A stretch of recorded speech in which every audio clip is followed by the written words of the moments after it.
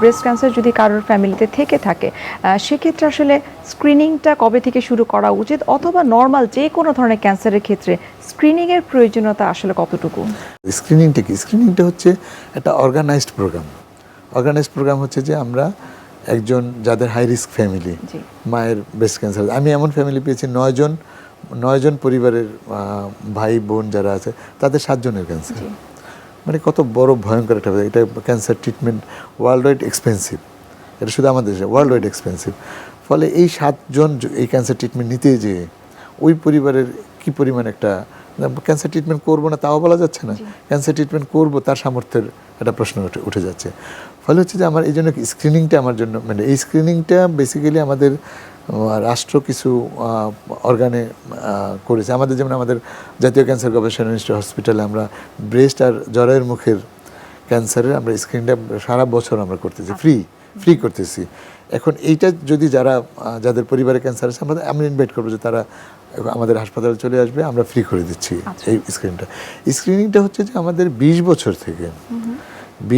থেকে 40 বছর পর্যন্ত, এটা আমাদের একটা পিরিয়ড টাইম ধরি আমরা। ব্রেস্টটা যদি আমরা 20 বছর থেকে আনতে পারি, স্ক্রিনিং ওটা 3টা টুলস আছে, 3টা টুলস। একটা টুলস হচ্ছে সেলফ ব্রেস্ট এক্সামিনেশন, নিজের স্তন নিজে পরীক্ষা করবে প্রতি মাসে একবার।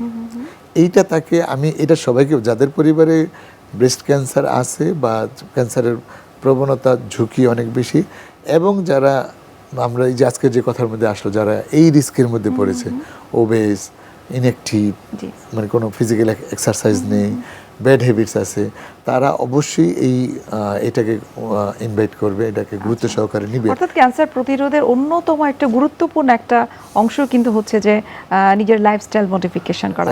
আমরা অনুষ্ঠানের একেবারে শেষ পর্যায়ে চলে এসেছি। আপনাকে অসংখ্য ধন্যবাদ এই ক্যান্সার প্রতিরোধ নিয়ে এত বিস্তারিতভাবে আমাদেরকে বোঝানোর জন্য। শুভকামনা রইল এনটিভির পক্ষ থেকে। ধন্যবাদ আপনাকে, ধন্যবাদ এনটিভিকে। সুপ্রিয় দর্শক, এতক্ষণ আপনারা দেখছিলেন এনটিভি নিয়মিত স্বাস্থ্য বিষয়ক আয়োজন স্বাস্থ্য প্রতিদিন। এই পর্যায়ে আমরা দেখে নিচ্ছি আমাদের আগামী পর্বে কি থাকছে।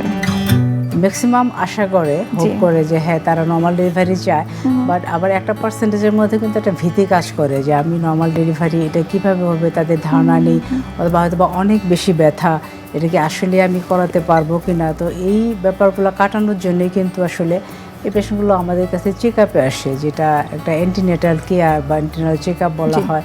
তো তখন কিন্তু আমরা তাদের সাথে এই ব্যাপারগুলো নিয়ে বিস্তারিত আলোচনা করি যে এটা কিভাবে হবে, এবং এটা নিয়ম আসলে এটা রুলস যে তাদেরকে জানাইতে হবে যে এই ডেলিভারিটা কীভাবে হবে, বা তখন উনি ব্যথাটা সহ্য করতে পারবেন কিনা, বা ব্যথাটা যে আমরা কমানোর চেষ্টা করতে পারি, কতক্ষণ ব্যথাটা থাকবে, এইসব নিয়েই তাদের সাথে বিস্তারিত আলোচনা করা হয়।